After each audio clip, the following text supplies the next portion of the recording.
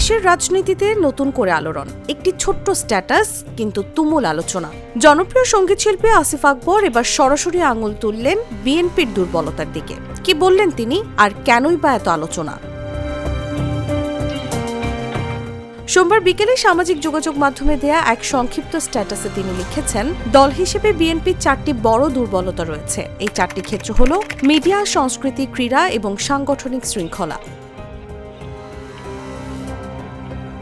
তার মতে এসব খাতে শক্ত অবস্থান তৈরি করতে না পারায় দলটি পিছিয়ে আছে, যদিও বিস্তারিত ব্যাখ্যা দেননি। কিন্তু এই সংক্ষিপ্ত মন্তব্যই রাজনৈতিক অঙ্গনে নতুন বিতর্কের জন্ম দিয়েছে।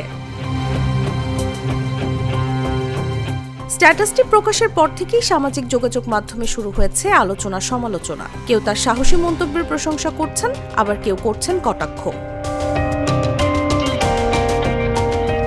একজন মন্তব্য করেন, আপনি সবসময় সাহসী কথা বলেন, এজন্য আপনাকে ভালো লাগে। অন্যদিকে আরেকজন ব্যঙ্গ করে লিখেছেন, সবচেয়ে বড় দুর্বলতা হলো আপনাকে ক্রিকেটে না রাখা।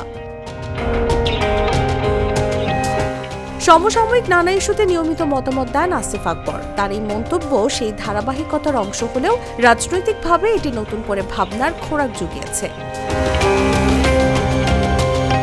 এখন প্রশ্ন একটাই, এই 4 দুর্বলতা কি সত্যি বিএনপির বড় সংকট, নাকি এটি কেবল একটি ব্যক্তিগত পর্যবেক্ষণ? নিউজ ডেস্ক, জাগো নিউজ।